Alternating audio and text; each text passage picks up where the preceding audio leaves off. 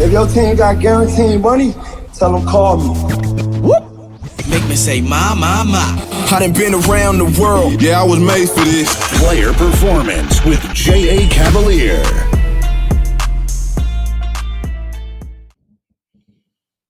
Welcome back to another episode of Player Performance. I, of course, am your favorite capper's favorite capper here on a Friday, the first day out of All-Star break. Ready to, we're locked, loaded, ready to roll. Going to go through the entire card, giving you guys all my looks and leans for the show. I'm going to be doing a solo show pretty much every single day, giving you guys my first opinion on the card. And then I'll come back later in the day and, of course, host MLB Player Performance with Luke Shuey and Coach Rick Bowe. I'll probably be getting these videos up and out overnight, early morning. Make sure that we're first to market, because in reality, it's the only fucking show you need. So MLB, prior to the All-Star break, you know, ups and downs. We had some good runs, start the season absolutely on fire, and then, of course, down towards the end of the first half. But that's typical for baseball. And then, of course, when baseball comes back in after the All-Star break is typically an ATM, just an absolute license to steal. So we're looking to keep that streak going. That's the way it's been the last 5 years or so for me. Out of the All-Star break, we're going to keep that run going. Got a special offer going on right now, and this is just for MLB Player Performance watchers and viewers. That's going to be 7 plays in today's MLB card, 1 week, $99, must go 7-0, or the entire MLB season is free. That's only available to you guys, the guys here who are watching MLB Player Performance. And again, so we're going to have multiple baseball shows coming up. I also have a lot going on for college football and NFL. That's in the works. Probably get that up and out next week, where I do a deep dive into each division, give you guys win totals for every team and how I'm looking at it. And you guys know when it comes to football, there's nobody better. MLB second half of the season, we are about to absolutely light it up. All right, let's get into the card. I'm going to do just a quick deep dive today, go through each and every game, in and out, get you guys set up for the day.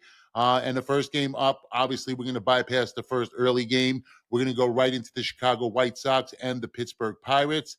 I'm on the under here, under 8.5. It's the battle of last place teams. Both offenses have been pretty much fucking anemic, especially in July. White Sox averaging just 3.46 runs per game. The Pirates, even worse, averaging a mere 2 runs per game. In fact, the Pirates have scored the fewest runs in the entire fucking league. White Sox, not far behind them, 28th in run production. Both starting pitchers, Jonathan Cannon and Bailey Falter, have shown the ability to keep runs off the board. Cannon has allowed 2 or fewer in his last 3. Falter, despite his team's recent losses, he does hold a respectable 3.79 ERA, has been particularly effective at home. So I expect a tight, low-scoring contest in this one. We're going to head to the Philadelphia, where the Angels roll in. Now, we didn't have the a listed pitcher for the Angels. Luzardo going for Philly. This is going to be live from Citizens Bank. Natural lean here is going to be Philly, of course, but I'm not going to lay 200, so I'm just going to move on to the next one. And the next one, that brings us to the Padres head into National Park to take on the Nationals. We have Cease and Soraka. So I'm going to target Dylan Cease here, over 5.5 strikeouts. Dylan Cease has been a strikeout machine throughout his career, and his numbers this season also continue to reflect that. Sitting 4th amongst NL pitchers, 129 strikeouts, consistently hitting the over on his strikeout line. 80% of his last 10, 79% of the season have all gone over this number. 2 games against the Nationals, he hit this number in both, averaging 9 strikeouts per game.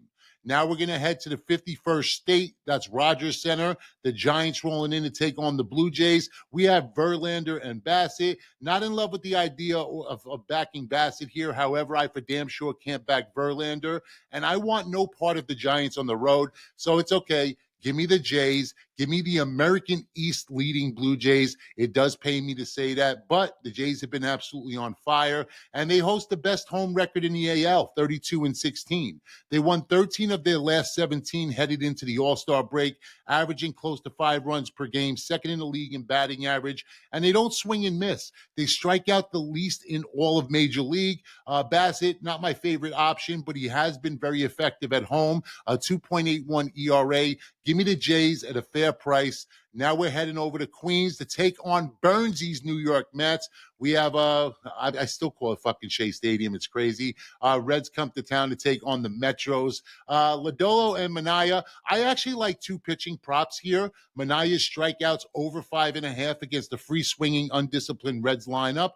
But the play I like even more is Lodolo over 16.5 outs. Nick Lodolo has consistently pitched deep into games. He's pitched at least 6 innings in 60% of his last 10, 15, and 20 starts. Season average, 16.84 outs per game. Furthermore, Lodolo has been particularly effective on the road, averaging 17.5 outs. Let's make that official. A Lodolo over 16.5 outs. I know Luke would be proud of that one. All right, here in Miami, the Royals come to town to take on the Miami Marlins, and I'm on the under 8 here.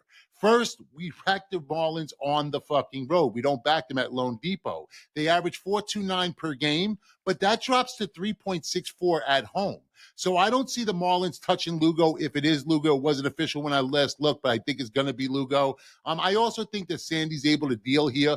The Royals lineup is just absolute trash, 29th in the majors, averaging just over 3 per game. So give me the under 8 in this spot.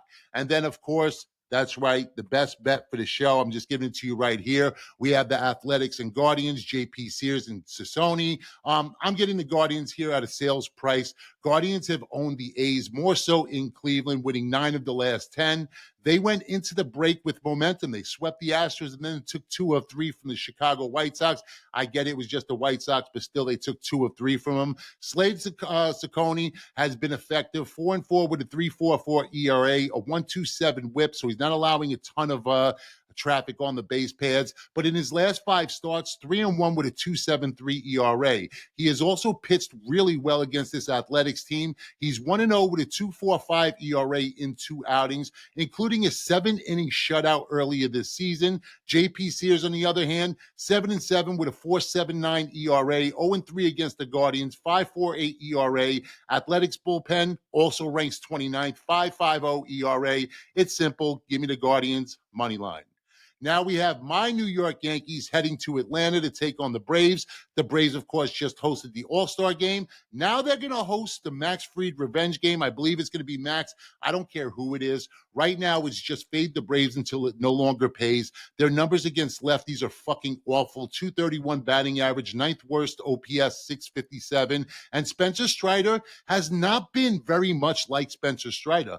Not the one we all know and love. He's 3-7 with a 3.94 ERA. His velocity has been down. Reports indicate that his arm angle has dropped, which has lowered his induced vertical break, making it harder for him to blow his fastball by hitters. He struggled with home runs. Bad look against this Yankees team who lead the league in homers, 3rd in runs per game, 1st in OPS, 4th in OPS with runners on. I don't see the Braves keeping pace. Give me the Yankees, money line. Then we head to Tampa. We're going to, Orioles rolling in, a nice little division rivalry here from Steinbrenner Field, another division's team's field. That's great. Look, we have Bradley and Old Man Morton on the mound. Over 8.5. That's my look for this game. The Orioles offense has had success against Bradley, to say the least. He's 1-3 with an 8.65 ERA in 6 starts. This season alone, 11 runs in 6 innings of work. That was over the course of 2 starts, so he didn't last long. They have a 324 batting average, 622 slugging percentage, 406 WOBA. They have absolutely fucking nuked Taj, and the Rays should be able to get a couple off of Morton. Remember, I'm only going to need to get a couple off of both of these starters. I'm going to get paid by the bullpens. Neither has been particularly reliable. The Rays bullpen ranks 15th in ERA, the Orioles 25th, so I'm on the over in this spot. Now we have the Tigers and the Rangers, and it is officially back. That's right. It is officially back. It is Patrick Corbin Day. And I'm back on the fade train here. Patrick Corbin, fade train. So give me the Detroit Tigers money line. I'll lay the 120. I feel like it's a small price. Sharp money is all leaning towards the Tigers. I'm also all over the Tigers here in this spot. Corbin carries a 4.15 ERA. His recent form, though, more concerning. 4.73 ERA over his last 7 starts, 14 home runs on the season, 4 of which came in the last 5 games. He has historically struggled against this Detroit lineup. The Tigers' current roster, 91 plate appearances, 287 batting average, 517 slugging percentage, 356 WOBA. Corbin's going to get smacked the fuck around. Give me the Tigers money line. Then we're going to head to Colorado. We head to Coors Field. We have the Twins rolling in. It's Paddock and Freeland, and I really can care less. I would rather raw dog a beehive than bet this game, so complete pass. We're going to head now to Arizona, Chase Field. The Cardinals taking on the Diamondbacks, Palante and Fott. Coach Rick is all over the Snakes here. Hard to argue with that. Brandon Fott is a thought, but he's allowed 2 earned runs or less in 4 of 6. Cardinals aren't great on the road, lost 5 of 6. But don't forget, D-backs are one of the best first 5 teams in the league. For the season, 43, 37, and 11, 26, 18, and 4 at home. D-backs first 5. I'm following the Coach Rick Bowe train there. Then we head to Seattle. We have Houston rolling in. The Mariners here laying 135, total at 7.5. T-Mobile Park. Brandon Walter and Luis Castillo. Look, the Astros need to show me something, but if I was going to take anybody, I would take the Astros here as a short dog. I don't trust their bats right now, and I'm not backing the Mariners. I don't trust the Mariners, and I don't trust Castillo. So, next. Last game up, we have Milwaukee. We have the Dodgers. Dodgers are laying 185, total at 9.5. You know what? I have to look for a way to get on the Dodgers. This is live from Dodger Stadium. I know it's Priester. Priester's pitched well, but that's right. I'll fade Priester in this spot. And then we have Tyler Glass now making his second start here on the season. Look, it's not about teams. It's about spots. It's about situations. It's about numbers. And this is absolutely a Dodgers spot. The Dodgers revenge tour. They got swept by the Milwaukee Braves earlier this season, actually right before the All-Star break in Milwaukee. Now they're back in LA where they're 33-17 at Dodger Stadium. And listen, it's fucking Tyler Glass now. He has absolutely dominated the Brewers. 43 career plate appearances, a 0.93 batting average, 163 slugging percentage, 158 WOBA. In his last start against Milwaukee, 1 unearned run, 2 hits, 5 innings pitched. Everyone shit on the Dodgers for this slump, but they still have the best record in the NL. Give me the Dodgers here. This is an absolute Dodgers fucking smash spot. My best bet is obviously going to be, I'm wearing it, so you already know, the Guardians. I do have a VIP play, and this is one of my premium plays. Now, look, guys, we went through every game. You already have my best bet. If you want the games I'm getting to the window with, you want the games that are going to my members, got to jump on that right now. 1 week MLB, $99. Must go 7-0, or the entire baseball season is free. And when I say the entire baseball season, I mean straight through the fucking World Series. That's what I mean when I say the entire baseball season. Pick that up right now. Link is going to be in the description below. Entire baseball season, $99 if I do not go 7-0 today. But forget that. Break out the brooms. Let's go 7-0. Let's sweep the fucking board. Let's hit some free plays for you guys. Get cash. Make this easy on you guys. And I'll be back here tomorrow breaking down the entire card. That's it for me. I, of course, am J.A. Cavalier, your favorite capper's favorite capper. This has been MLB Player Performance, the solo show from the player himself. Again, see you guys back here tomorrow. But until then, remember, yesterday's a memory. Tomorrow's not guaranteed. You're here now. You're alive. Make it count. Cut my life into